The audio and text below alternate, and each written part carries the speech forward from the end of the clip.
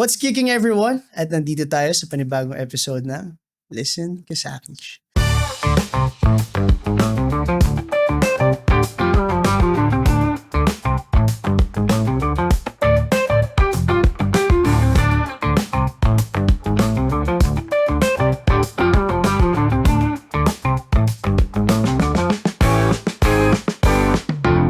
Ngayon, introduce ko sa inyo ang aking kaibigan. Napakalapit na kaibigan. Simula matagal na rin panahon na to. Isa siyang businessman, dancer, TikToker, name it, travel buddy. And let's welcome Carl Limpin. Hey, what up yan? Carlin Pin. Yeah, what's up bro? Kamusta bro? Tagal na rin eh, no? Long time. Bro, anong pinagkakabalaan ng isang Carl Limpin ngayon? Ngayon tayo mag-catch up, tol. Hindi pa tayo nakakapagkwentuhan ulit magsimula? eh. Siguro simulan muna natin sa anong ginagawa mo Present. this past few weeks, days. Yeah. Actually bro, yun pa rin yung normal na ginagawa ko, yung pagde-TikTok, syempre content creation, Yes. and dinasikaso yung business, yung barbershop ko, and also, syempre sa bahay, gumagrind. Yun, lagi nag-grind talaga. Kailangan eh. Gumagrind eh. No? Hindi sa jowa. Iba yun guys, iba yun. Parang yung grind na yung pang dancer talaga. Okay na explicit dito. Okay lang yan. And anyway, sa TikTok mo ngayon, ano bang mga content mga pinoproduce mo ngayon usually? Ayun bro, actually, yun nga, medyo nakakatawa lang kasi nag-switch yung content ko ngayon to yung mga, nagbabading-bading. Yan. Okay, nakita ko. Yan kasi medyo natatrending nga rin yung content na yan. So, syempre, kailangan natin sumabay. Diba? Paano siya nagsimula? Paano siya nag-spark sa'yo? Actually bro, yung paggaganon, yung pag-pretend na parang gay, ganyan. Ginagawa ko talaga yan kahit sa bahay lang. Yung mga trip-trip lang, kahit sa mga tropa. Ganyan. Ako yung parang clown eh. Ganyan. Tapos, kahit sa jowa ko. Makulit din kasi talaga to, guys. Sobrang kulit. Lalo na pag close tayo. Tapos, yung one time, yung jowa ko, parang na ginagawa ko ngayon gano'n, yung pagbabading-bading. Tapos, sabi niya, ilabas mo kaya yan sa TikTok. Sabi ko, uy, ayoko, baka isipin nila, totoo, ganyan. Sabi niya, hindi, kung alam mo namang lalaki ka talaga, ba't ka mahiya? Parang tinesting ka dun, ha? Hindi nilabas ko. Hindi nilabas ko ngayon. Una pala, actually bro, hindi ako muna yung naglabas. Yung jowa ko, sabi niya, nagja-jogging ako sa treadmill. Tapos, biglang pagtingin ko sa kanya, rumampa ako ng parang parang babae. Kaya tapos tawa siya ng tawa. Binidyoan niya ako patago. Tapos pinost niya sa TikTok, biglang sumabog. Nag-trend siya. Parang mga 6 or 7 million views sa TikTok. Grabe. Pati sa Facebook. Tapos naging sunod-sunod Ayun na na, siya. so nung nakita ko yung comment, mga good naman yung mga comments. So, sabi ko, okay ito, mukhang papatok ka. Ginawa ko lang ng ginawa. Hanggang sa, ang mahirap lang nun, pre. Pag normal content na, hindi na nila hinahanap. Gets. Mas yun na. Mas yun na hinahanap na nila yung gano'n. So, okay lang naman kasi, versatile naman yung contents ko sa TikTok. So, Pero parang nakita ko, nagkaroon ka pa ng tropahan dyan Parang naging dumami kayong bigla, di ba? actually, yun sila Tito Marcy, sila Tito Abdul. Yan yung mga promotor ng mga gano'n, yung mga kalokohan na gano'n. Tsaka sila Ivan. Actually, matagal na namin pinaplano. Na mag-collab kami kaso hindi nga nagkakatugma kasi yung iba from North pa malalayo. yung isa si Ivan malapit lang kasi Cavite lang Las Piñas lang ako, di ba? So yun, one time sabi namin, gumawa ko GC, sabi ko bro tara na tayo, collab kasi mukhang patok tayo lahat ngayon nung time na yun talagang kahit si Ivan kumbaga walang ganun lahat pick kami nun sa ganung content. So sabi ko tara sabayan na natin ng collab. Kasi yun, nagkatugma naman kami ng oras. Nakita kami sa may Cavite. Tapos yun na. Taga-South ka rin, di ba? Oo, South ako. So medyo malapit lang ako sa kinita. Ang malayo, sila Tito Abdul. Yan. Dumayo talaga sila. Sila naman, paano mo sila naging close? Ano lang din bro, nag-messagean lang din kami sa IG. Kasi nga, alam naman namin na same kami ng mga ginagawa na content. So, yun. Nag-usap-usap kami na, na natin to, collab lang, ganyan. Parang yung sa atin din, dati online lang. Din, bro. Parang gano'n lang din nangyari sa atin. Tapos yung sa amin, although one time pa lang kami nagkikita-kita, pero daming content kasi na ginawa namin. Parang inubos namin isang araw para lang Feel ko yun yung maganda ngayon sa content creation no? Parang sobrang effortless niya pag masaya ka. No? Tsaka parang kapag meron kayong pagkakapareho ng content, ang dali na lang maging close. Nagja-jive na lang kayo. Nagja-jive na lang. Parang kahit nga may makita ka lang na content creator sa mga events, parang kala mo tagal nyo na magkakilala yung mga yung ganun, vibe. diba? Yung vibe. parang minsan di mo alam din, kaya yun lang minsan parang di mo, papakita mo rin yung same energy pero pag pala. Di mo minsan, may ganun ka ba experience? Actually, may mga ganun bro. Tsaka yung iba yung parang kapag dating sa personal, parang iba sila eh. Parang Ganun ka ba? Medyo ganun ba? Ako hindi. Parang kung ano ako sa yun na talaga Same yung din, napakita makulit ko. din. Bahala ko, hindi mo ako matripan. Parang ganun. Yes. So, Pero actually, nag-adjust naman ako. Kumbaga, pag medyo classy talaga yung vibe. Parang, talagang normal lang babado rin din, yung tropa oo. natin pag mga klase. Lalaban tayo. Oo, papalag din. pero pag bardagulan, laban din ako dyan. So ever since bata ka pa, makulit ka na rin Oo, talaga. yun talaga bro. Sige nga, balikan nga natin yung mga panahon na nagsisimula pa lang isang Carl Limpin. Paano niya ba na-discover yung talent niya na kung anong meron siya? Ano bang talent na talagang ginagawa mo? Actually, hindi pa yun Carl eh. No? Oo, di pa to Carl, guys. So, Pag OG ka guys, malalaman mong OG yung tropa kapag Jirbo pa yung tawag sa akin. Oh, Or Sim. Gibo. Yan. Gibo. Kasi ang pangalan, full name mo talaga, Carl Jirbo. Yung brand na Jirbo, if you're familiar, yung Marite Francois. Yun, doon kasi kinuha yung pangalan ko na yun, yung Jirbo. Tapos, so yun yung una kong handle talaga na pangalan dati ever since simula bata. Tapos siguro, Wait lang, quick lang. Bakit nagpalit? Eto na. 'Di ba nung Hello K-Idol, yung parang reality show siya ng mga K-pop Okay. O sige, backtrack muna tayo. Mamaya natin pag-usapan yan. Doon naman tayo kay Jirbo. Kay Jirbo, Ano mas masaya yung Jirbo? Okay. Yun, nung Jirbo pa lang ako bro, mahilig na talaga ako mag-audition kung saan. PBB. Hindi pa nung PBB. Mga pambata pa lang yung mga. Nag-starstruck na rin ako nung Jirbo, yung parang audition. Pero hindi ako nakapasok. Talagang hanggang audition lang. Tapos yung mga That's My Boy, yung mga ganyan. Yung mga reality show na yung uso ganyan. dati sa TV. Basta mahilig na ako mag-audition sa GMA or ABS. Hanggat meron na pwede akong pasok. Ano yung Audition nakapasok ako ka niyan. na ano? Actually, wala. Wala. Okay. Yun nga, kaya sobrang frustrated ko doon dati. Na dumating sa point na parang sabi ko, para sa akin pa ba itong ginagawa ko yung mga ganung time. Pero hindi ako tumigil. Ang ginagawa ko noon parang pag may mga downfall ako na inaano ko lang, parang ginagawa ko siyang motivation na hindi kaya ko yan, parang papakita ko na pwede. Na may Napasok pa rin ako dyan. napasok ako dyan. Kasi ang lagi kong bagsak bro kapag sa mga ganung audition, height talaga. Gets. Abot na abot ko. abot ko. Minsan yan, di ko maabot eh. Pero Height talaga, gets. bro. Oo. Yun yung dati kasi, nung wala pang content creator or mga influencer, talagang artista lang yung habol natin. Diba? Yun yung pinaka Wala kang goal ibang natin niche eh. Oo, yun yung pinaka goal, yung maging artista. Maging Pero artista. aminin naman natin o hindi, marami talagang hinahanap height eh. Yung Totoo. matangkad, gwapo, ganyan. Kumbaga, kahit gwapo ka kung babagsak ka sa height, minsan din talaga. Aminado rin naman ako. Yeah. Nakakadagdag siya ng vibe. So, yun. Sa mga short kings na tulad natin. At least kings pa rin. Pero mas maangas kami. Pampalubag-loob lang yun. Short kings na. Sinort mo pa king. Short king ka mo na lang. Short din naman.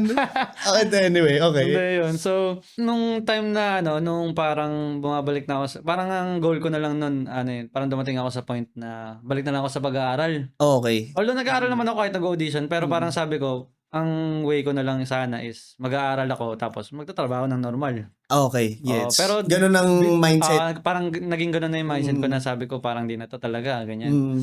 Anong Tapos, year yan? Mga anong Mga ilang taong bro, ka na parang ito? before pandemic yun 2018, 2019, mga ganun. College na ako niyan. Okay. Pero nagko-content ka na rin itong mga time na to. Hindi, ano lang bro, yung kami nila Kim. Oo, tayo, Oo, yan. tayo. Ano, Vines pa ata yun. Vines, memes. Oo, mga memes. Yan, mga 16 years old tayo nun bro. Kakulitan. Oo. Ay, kwento ko muna yan, yung part na yan, yung naging Elevate. tropa kami ito nila, nila kids, bago tayo mag-move forward. Okay, go. Kasi masaya din yung mga moments na yun eh. Kasi yun nga, dahil nga mahilig na akong mag-audition, nakilala ko tong sila Kim, tsaka si Kim. Ay, hindi, una ko nakilala si Kim eh. Si Kim. Una ko nakilala si Kim. Tapos, naging magtropa kami. Tapos, pinakilala niya ako dito kay Kids kasi may bubuuin daw na dance group. Parang Dance group. Ganyan. Dancer ako dati, guys. Kung hindi nyo nalalaman sa sampulan nga tayo niya. Ayun na. Pero saan tayo una nagkita? Yan na maganda Ayan, share. sa church actually. Sa church bro. Sa yung parang dance community ng church. Diba? Dance group. Parang ano yun, may workshop, tas sumali lang kami. May workshop, tapos may magtuturo na na parang si Coach. Coach. Coach Mix. Mix ba yun? Si Hindi ko Mix yan, si basta Mix. parang groovy, funky. Si type. Coach Mix sa Lasal, yan. Shoutout to Coach Mix, yan. Shout out, sir. Tapos, pinakilala sa kanya Kim to kasi dinala niya to eh. Tapos ako nandun din ako. Tapos yun.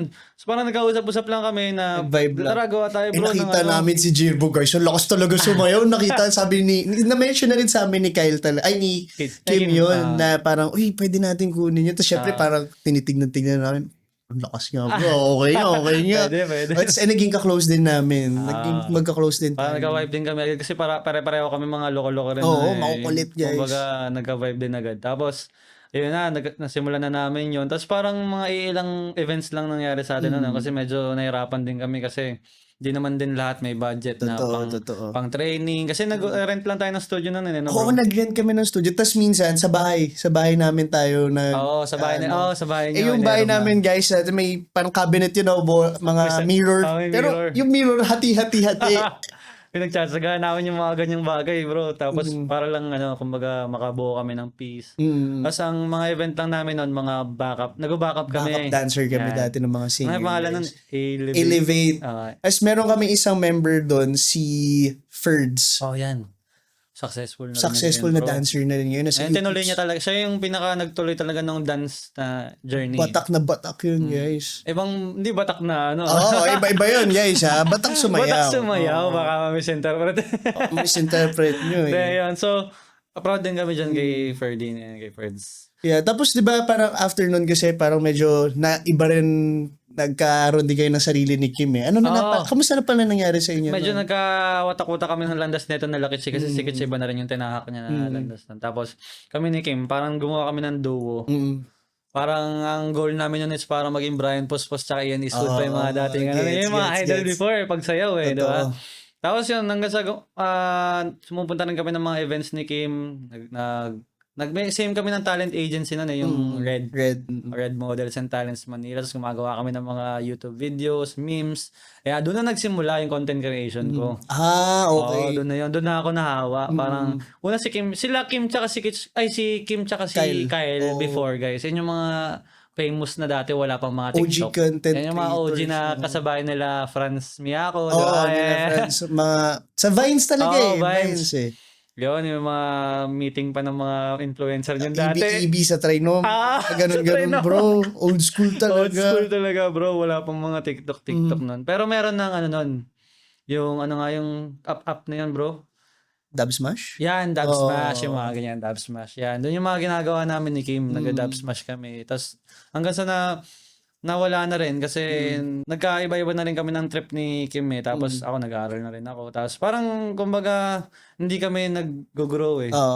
Kumbaga parang gusto namin try naman tayo iba. Okay. Pero tropa pa rin kami ni Kim noon. Wala namang nangyari.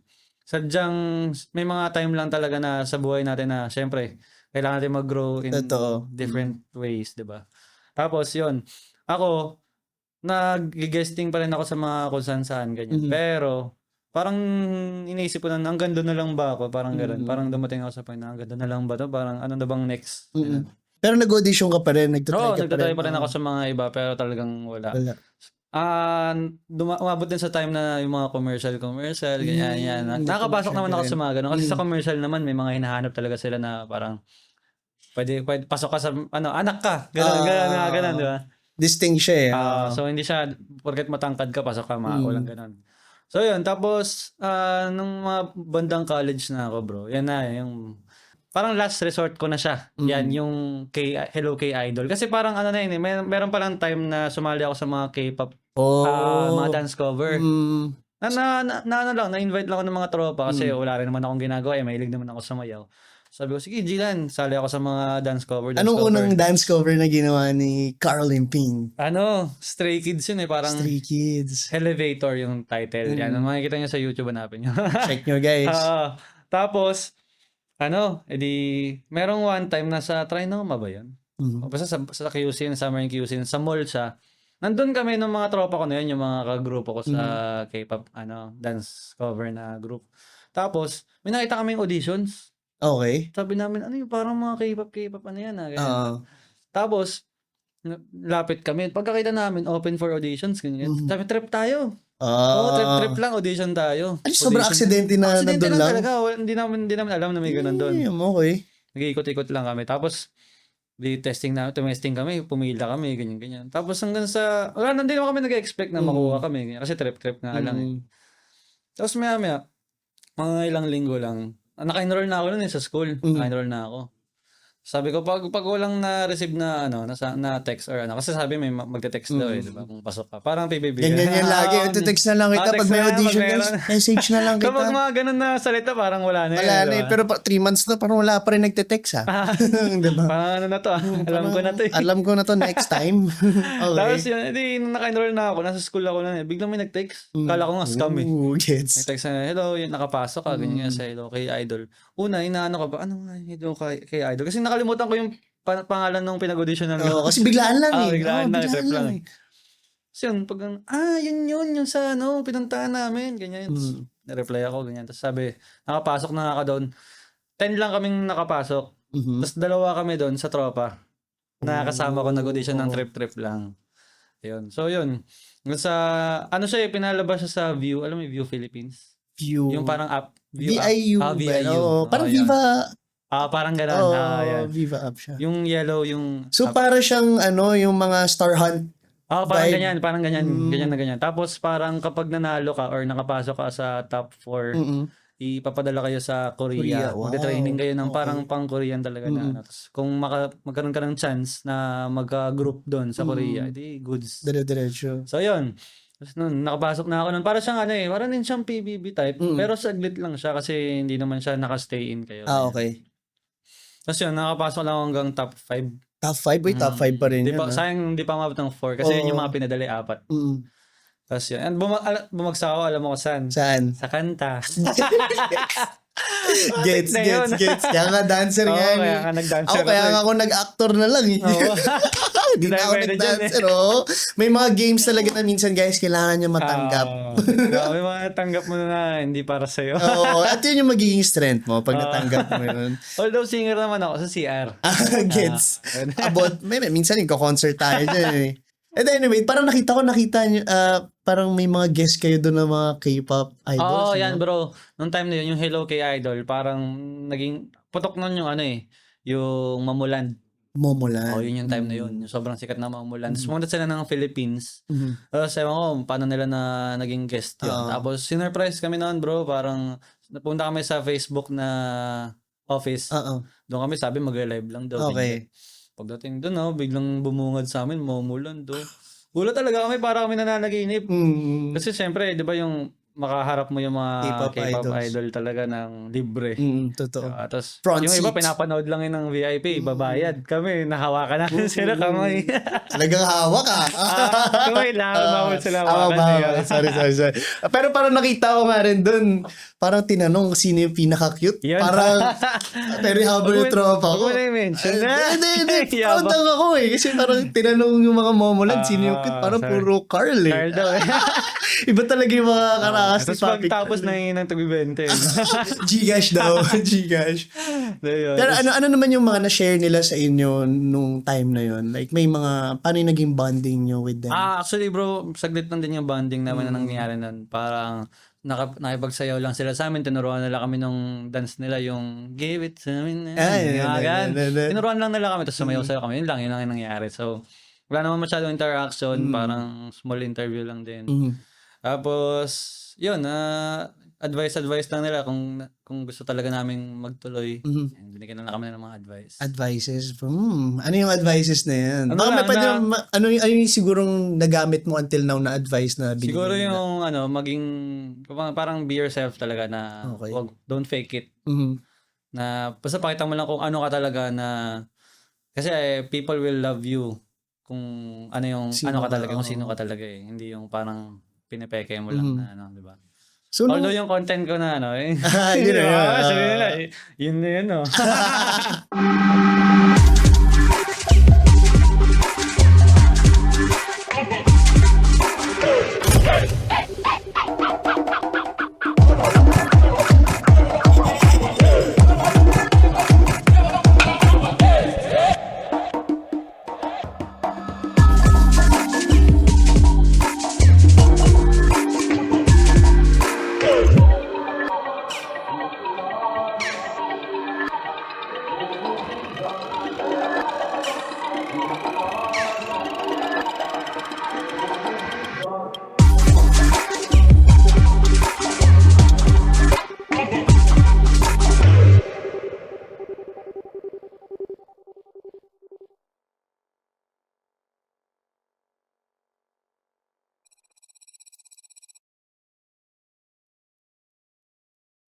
Pero nung natapos yun, di ba, parang naging top 5 ka, syempre, isa na lang, bro. Di ba? Parang nandun ka na eh. Umiyak ako nun, bro. Pero, hindi, parang umiyak ako nun, pero natuwa ako at the same time. Kasi nung time na yun, parang, kahit yung mga prod team, parang umiyak sila. Parang nadala sila na natanggal ako. So, parang, para sa akin, uy, parang parang hindi nila tanggap din na natanggal Pero ako. parang panalo na rin yung feeling na yun. Parang ganun yung feeling na parang, kahit natalo ka, parang nanalo ka na rin. Parang sa ating artist, yun yung isa sa fulfilling din na parang basta okay yung mga katrabaho mo pag nagtatrabaho kayo, parang panalo ka na doon. Panalo ka na doon eh. Kahit, kumbaga, siguro parang ganun din yung feeling sa PBB na kung nakapasok. Pangarap mo rin ba makapasok sa mga ganun? Sa PBB? Oo naman, bro. Totoo. Parang ako rin, nakailang pila rin ako dyan eh. Parang, pero dati pa, tapos nung recently doon ako na parang baka hindi talaga base. Pero palay mo naman, kasi kuya. diba, marami namang chance pa eh. Parang feeling ko ito na nga yun. Hello po, kuya. Hello po, kuya. Ito na po ako sa confession room. Diba? Parang ganda na rin yun eh. No? Ngayon, after nung K-Idols, bro, kamusta? Ano nang naging... Ayun, bro. After nung K-Idol, parang gano'n na ulit yung naging feeling na parang ano na naman nangyayari. Kasi parang naging agency rin yun eh. Talent agency rin yung Hello K-Idol. Pero wala rin nangyari. So, parang... Yung mga nanalo, nandun na ba sila? Nakapunta sila, bro. Pero nag-training sila. Pero hindi rin sila na nakuha. Parang iba rin yung... Pero yung iba dun, bro, may P-pop group na sila ngayon dito sa Pilipinas. Okay. Yun yung naging... parang naging okay din naman. Tapos yun, after nun, parang gano'n na naman, yung parang kina-question ko na naman, what's next? Isa na lang eh.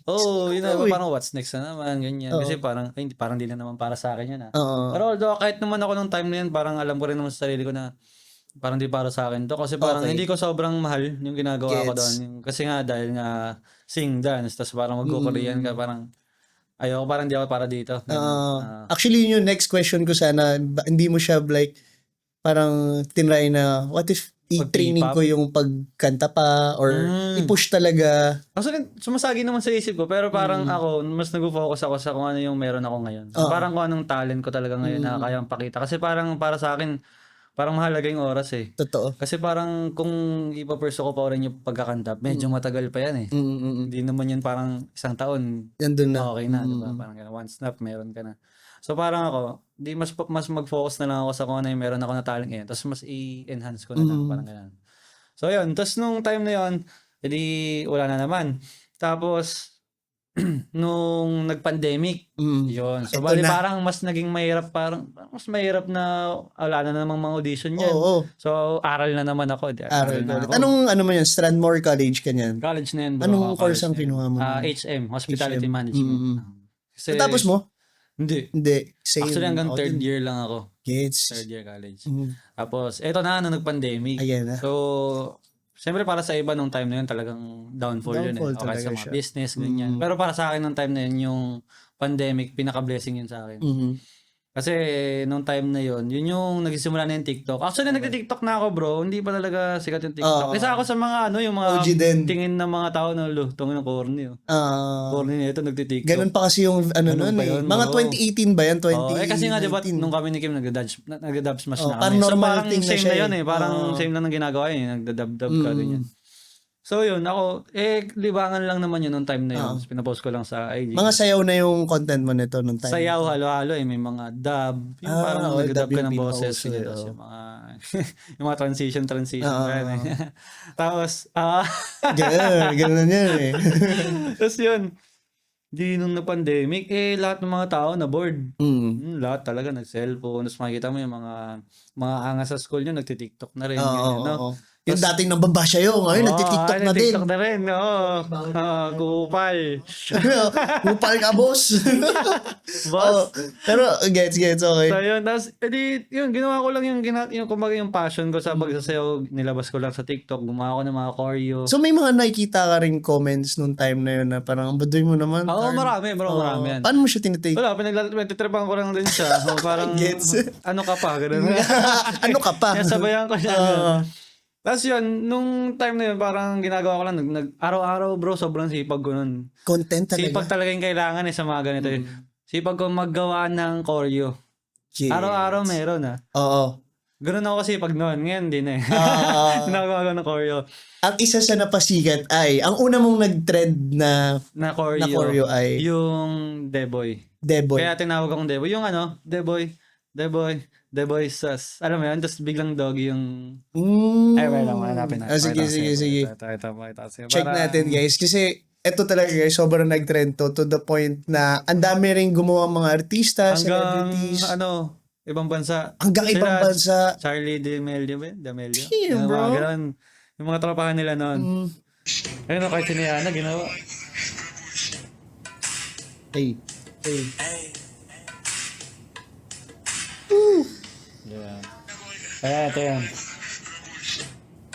Hey.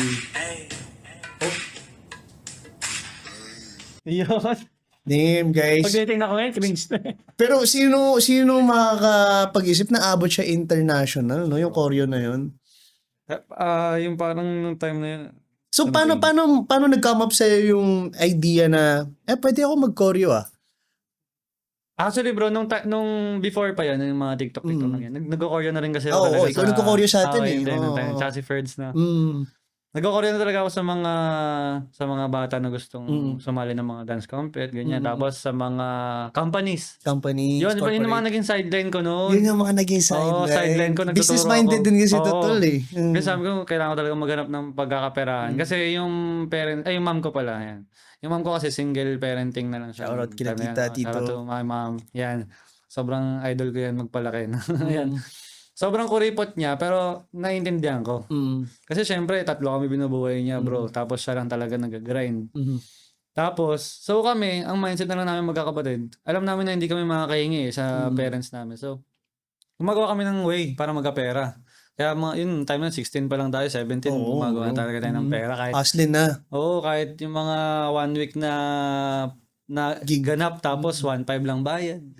Ganun pa kalit dati eh. Basta meron everyday. Oo, basta meron. Pero kasi yung time na yun, parang more of luho siya, no? Hindi siya yan. yung para sa future. Yan. Pero at least, galing sa atin. Oo, totoo. Pinaghirapan mo yung pera. Kahit Baga luho. diskarte siya. Feeling ko yun yung magandang matitrain ka kung paano gumawa ng pera. Saka ka mag-handle agad ng pera. Bata ka pa lang. Nung nag-pandemic nga, so walang mga racket, walang side racket. Tapos, sa TikTok ko nilabas. So, kasi pinoryo niya yung buong mundo, guys. Gano'ng kalupit si Carl. Carl. Para sa inyo. Ito, choreo. Gawin nyo lahat. Buong mundo. Kasi nakikita ko may mga gumagawa. Isa yun sila, Austin Ong. Kaya mo si Austin Ong. Parang. Yung nagpasikat ng mga... Basta yung madadali lang. Tapos pag mahirap, hirap na yung mga sayo ngayon, guys. Ano ba yan? Yun yung mga kasabayan ko nung dati gumawa ng mga choreo si Austin Ong. Yeah, shout out to you, Brian bro. Shout out. Tapos, nakita ko sa kanya na, ayos to, nag-choreo lang siya, tapos ginagaya ng mga tao. So, parang nagpapatrending siya nung sayaw eh. Kaya dahil nga ginagawa ng mga tao. So sabi ko, kaya ko rin to. Sabi ko, ayan, kaya. So yun, gumagawa lang ako ng gumagawa araw-araw. Tapos hanggang sa dumating sa point na yun nga nag-trending to. Tapos marami pero hindi, hanggang for sure ibang marami ka pang videos na ginawa bago ang mag-trending. dami naman bro. Tapos, ito lang talaga yung pinaka-boom. Tapos, ang nangyari no, parang every week, ang nagde-trending nun, parang 2. Wow. Sa isa, 7 na Magkailan ng views nun usually? Mga pumapalo rin ng mga 400k, 500k. Ganun yung simula ko nun, mga 100k na agad, ganyan. Tapos, nung mga tumatagal na, sinisipagan hanggang sa 4 na yung nagde-trending na choreo sa isang linggo, ganun. Tapos, nung nakikita ko na yung result, may mga pumapasok na ng mga racket. Ito na. Nakakatawa kasi nung one time, nung may pumasok na project, sabi niya, uy bro, pa-promote naman. Damit ata yun or mga chains, ganyan. Ang bayad sa akin, 1.5. Sabi ko, uy, 1.5, parang kaya ko na mabuhay nito parang kaya ko na tumira mag-isa, mga ganun. Ganun na yung dati, pag nakatanggap ka ng 1.5 eh. Para akala pwede ka na bayad ng Meralco, ng lahat. Kaya mo nang patigilin magtrabaho yung nanay mo. Ako na, tabi mo. Ganun. Okay. Tapos yun, simula nung kumita na ako ng ganun, huwag nyo naman gayahin to hindi ko masasabing gayahin to. Tumigil na ako mag-aaral. Okay, gets. Sabi ko parang, focus na ako dito. Parang kaya ko gumawa ng pera eh.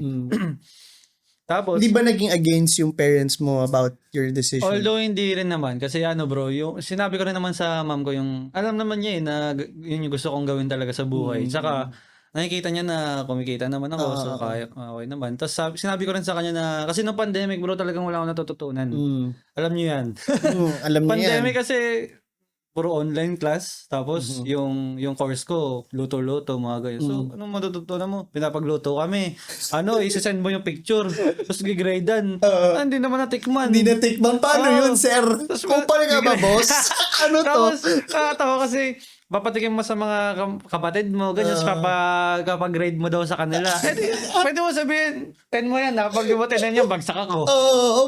Opsim. So yun, so parang sayang yung time. So sabi ko, dito na ako mag-focus. Tsaka na, pwede ko nang balikan mag-aral if ever na gusto ko pa talaga. Tapos yun, di tinuloy-tuloy ko lang hanggang sa dumadami na yung mga pumapasok ng mga projects. Yan, nakikita ko na yung mga resulta.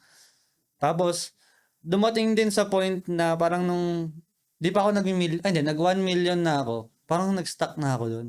Okay. Parang nag-stuck. Kasi parang naumay na yung tao na Puro sayaw. So, dumadami na rin yung mga gumagawa eh. So, kumbaga, wala nang unique sa ginagawa mo. So, ayoko talaga yung parang nasa-stuck ako sa something eh. So, panibagong level lang pag nag-iisip ako lagi ng anong gagawin.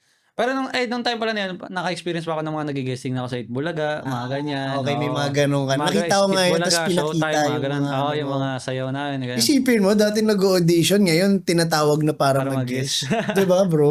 So parang achievement din para sa akin. Achievement yun, man. Tapos parang nakakita ako ng another way na hindi ako ma-discriminate sa height, sa looks, sa something, ganyan. Sa mga fans ba, paano kayo like connect sa kanila? How do you treat bro, them? yung kapag siguro yun, binibigyan talaga namin sila ng time na makausap. Chat talaga. Sipag din talaga. Kahit busy ka, kailangan mo silang kausapin talaga. Ang hirap din kasi nun, bro. Ang hirap talaga. Parang kang may jowa na marami, bro. Kami nga ni Mal, di na kami nag-updated kasi magkasama naman kami. Pero sila, parang sila naging jowa namin. Okay. Pero may mga times din na parang mahirap din kasi may pros and cons din talaga. May pros and cons din kasi may mga iba na parang naging obsessed na pag hindi ka na nag-reply, nagagalit. May mga ganun. May mga ganun times talaga. So, mahirap siya i-handle. Oo. Depende na naman sa sitwasyon. Depende sa situation. Bro, alam mo, ngayon ko lang na-realize sa dami na nangyari sa'yo. Ngayon nakakapunta ka na sa iba't ibang bansa. Pero ang daming struggles. Pero ang pinaka tumatak sa akin ngayon talaga doon sa conversation natin na, alam mo yung dating audition ka, di ka tatanggap. Pero magugulat ka, ikaw na pala yung guest doon. Yun lang talaga yung pinaka-key doon, bro, na masashare ko, yung parang don't stop. Don't stop.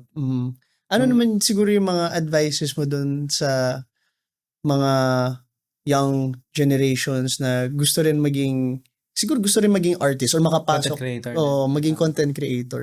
Yun lang, gawin nyo lang talaga yung makakapagpasaya sa inyo. As long as happy kayo sa ginagawa nyo pala. Huwag kayong titigil. Kung napipilitan ka lang na gawin yung pagiging content creator or pagiging artista dahil lang sa pera or dahil lang gusto mo lang yumaman pero hindi ka na masaya, wag. Wag kasi hindi ka magtatagal. Hindi ka magsasurvive parang talaga. nakaka-burnout din siya. Makaka-burnout talaga. Tsaka yung everyday ka mag-iisip ng contents na para maging relevant ka pa rin. Yun yung pinakamahirap talaga. Tapos kahit ako minsan nag-struggle ako dyan, bro. Pero hindi ako sumusuko kasi alam ko naman na parang bilog yung bola. Anytime pwede kang pumunta ulit sa taas. Pwede kang parang bumagsak ulit. Ganon talaga siya eh. Ganon yung nangyari sa journey ko, bro, as a TikToker. Kasi nung pinakauna, isa ako sa mga OG talaga ng mga naunang, di ba, no? Ganon talaga. Tapos biglang gaganon ka na naman. Tapos taka sa 1M. Tapos biglang House of Collab. Pang. Tapos biglang mga ilang gagano na naman. Tapos ngayon, nakahanap ako ng bagong content, gumagano na naman. So, ulit. parang siya, kumbaga, wag ka talagang titigil kasi pag tumigil ka, talo ka. Gets. Anong mabibigay mong advice para doon sa mga nakakamit nila yung mga pangarap nila na nandun sila sa height ng career nila? Yun.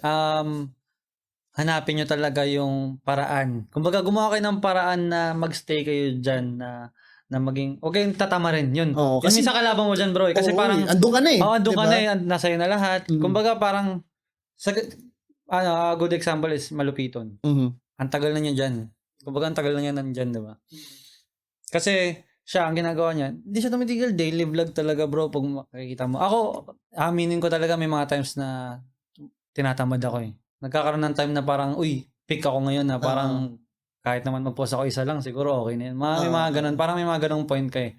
Pero may realize mo pag naramdaman mo na gumagano. Bumababa na ulit. Ano nangyari sa akin? Doon ulit yung Oo, urgency no? parang naliligaw na naman ako ganyan. So parang kumbaga focus ka lang talaga lagi. Hanggat nasa iyo yun, alagaan mo lang ng alagaan. Kasi hindi pa laging nandyan yan. Yun nga, tulad sinabi ko kanina, hindi laging nandyan yan. Unless na lang, maalagaan mo. Laging nandyan yan. Diba?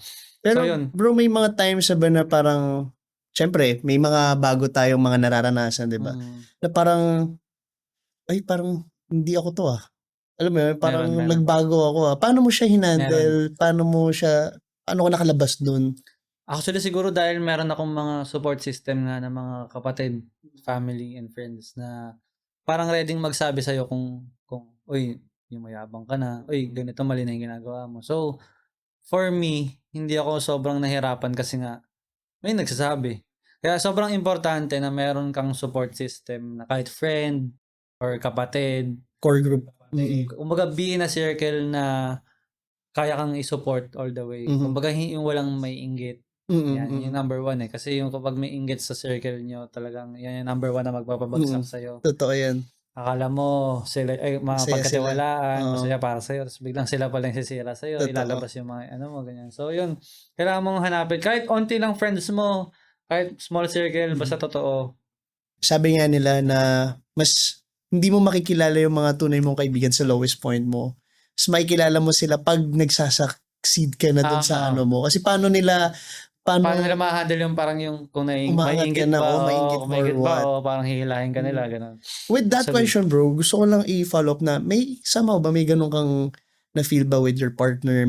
Paano mo siya hinandle? Kasi di ba minsan hindi rin kayo pantay. Minsan may mas maingay, mas Actually, ako, palagi akong, kumbaga, kahit partner ko si Mahal, na-intimidate ako sa kanya kapag kapag yung talagang kunyari sa kita niya sa Yellow Basket, ganyan talagang Pero in a good way ko siya ina-apply sa sarili ko na parang, uy, ganito yung niya, parang ang tamad-tamad ko. Ganun yung naging effect naman sa akin. Nagiging push siya sa'yo. Nagiging push siya sa akin na parang, sige, sisipagin ako ngayon. Tapos kunyari, yung parang kumbaga, sobrang blessing talaga ng partner ko sa akin. Kasi kunyari, pag meron siyang nag-trending na yung Yellow Basket niya or video affiliate, nakahawa ako, sabi ko, uy, pero nga ako niyan, testing ko din. Tapos nag-boom din sa akin. So parang, kumbaga kung wala siya, parang siguro sobrang tinatamad din ako ngayon. Parang ganun. So kailangan mo rin makahanap talaga ng good partner. Makakasama mo talaga na magiging good influence sa'yo. Yes. Sa ginagawa mo. Diba? Ikaw, Tol, bilang parang influencer couple, ano yung ma-advise mo sa mga future or nandyan na couple na influencer na pwede mong ma-share? Siguro, yun nga. Siyempre, kailangan nyo laging protektahan yung sarili. Yung isa't isa. Yan. Always be there for each other. Tapos, tulungan lang palagi. And, kung may mga times na nagiging toxic na ganyan, siguro, yun lang lagi ilalabas. Privacy pa rin. Importante. Yung pa rin, importante, privacy. Don't overshare. Siguro, ito yung mga, kasi totoo yun yung evil eye. Kunyari, meron kang plano. Kasi, sobrang proven and tested namin yan ni Mahal yung nai-evil eye kasi marami kami naging target na business ni Mahal before na kumbaga sobrang excited mo kasi syempre as bata before parang sobrang excited mo, ay share ko to sa kanila. Kasi parang family mo na rin sila pero hindi na-realize namin tumatagal. Meron din pala kami mga basher na nandun sa circle na yun. Kumbaga nag-fake lang sila na fan sila. Marami yan, as in sobrang dami yan. Nahuhuli pa nga namin nahuli. Tapos yun, doon namin na-realize na talagang hindi talaga lahat kailangan mo i-share. Kumbaga, hindi naman sa parang may tinatago. Hindi ganun. Kumbaga, lang kailangan mo i-control kung ano yung i-share mo lang sa kanila or yung hindi dapat. Kung sakaling mabigyan ka ng chance maging artista, mag-aartista ka pa rin ba? Para kang sira kuya. Gusto ko talaga. Gusto ko talaga, bro. Yung talaga yung number one dream ko yun before. Pero actually, bro, parang ngayon sa nakikita ko lang, parang mas na yung mga influencer ngayon. Kasi kahit yung mga artista nag-influ na rin sila diba? Doon na rin pumupunta. So kumbaga nandito na ako, ba't pa ako lilipat? Ganun. Pero kung may chance na sabay, pwede. Go. So kung kunyari magkakaroon ng isang show sa isang network, pwede. Tapos kunin ka, pero daily show siya, Gika, Daily yun ah. Daily. Daily ah. Parang maka 50-50 ako. Oo, pag oo. daily. Kasi marami MFF mga ganon. Pwede. Or Pwede. mga once a week, mga ganyan. Mm. Pwede yan. Pero kahit Okay. mga guesting na, okay na ako. Masaya na ako doon. Pwede ka pag yung mga film, movies, ganyan. Yeah, so pwede G ka pa rin Pwede umarte kung sakali. Actually bro, gusto ko talaga mag-roll yung yung ginagawa ko ngayon sa TikTok, yung magiging bading. Oo. Kasi parang feel ko doon magiging natural lang ako na parang pag sinabi sa akin direct yung gagawin, kaya ko na. Pwede Parang yun ganun ah. eh, Parang no? maganda idea yun Diba? ah. Kasi minsan parang hirap pag yung ikaw yung lead. Tsaka hindi lahat ng gagawa yun ah, yung gay rules bro. Yun din. Para mo siya ma-justify yung joke, yung humor na hindi ka mukhang corny. 'Di ba? Ako naman tol, sa ganyan din ako Nakita ko, nakilala. di ba? Oo, Oo. sa gay roles din na pero film naman. Pero yun nga, parang na-typecast kasi ako na na-typecast. that tinapos ko na rin. But yeah, it was fun. Parang dun, syempre hindi mo naman din gagawin yun kung hindi mo kilala, wala kang mga kaibigan na may ganun eh, 'di ba? And doon mo sila mas mauunawaan. Kaya mo rin siya mapoportray. Actually, kaya rin ako ganun marunong din. Yun din, kung gusto mo puntahan yun, yung part na yun. Kaya rin ako marunong. Kasi lumaki ako sa comedy bar. Oo. Kasi yung mom and dad ko nasa comedy bar nag-work. Minsan dinadala nila kami kapag may time, ganyan. So, tayo kami doon, nanonood lang kami. So, nakakuha ko yung mga jokes nila, ganyan. Tapos pa yung mga galaw ng mga body. Gets, kaya ka pala naging... joke lang. Kaya ka pala naging comedian din. Kaya may mga timings ka rin. Dahil, syempre, growing up, bata ka, napapanood mo na yung mga comedian na to eh. Kaya kahit sa mga school dati, sa mga classroom, ganun yung role ko eh. Ikaw yung joker. Joker. Ganun. Gets. Kaya hindi ako nasiseryoso ng mga tao. Parang minsan kahit seryoso ka na, natatawa sila sa mukha mo. Parang gano'n. Pa rin ba? Di ako sanay pa rin tol pag tinatawag kitang Carl. So, totoo lang. Wala tayo. Sige, Jirbo. Yan, guys. Tapos nakilala ko si Mahalia. Yan na nga. Partner, yung the love of my life. Yan, no? Biglang nag-iba yung energy, Para mo na rin silang natutour. Sa lahat ng napunta mo country, tol, favorite country? Japan talaga, bro. Ito ng barbershop na sa para at least, libre din ko. Hindi ka nagagastos, di ba? Mindset ba? Yung parang ipapahid mo lang yung cream, tapos sa scrape mo lang, tanggal na yung buhok. Saan mo nilagay sa ano mo?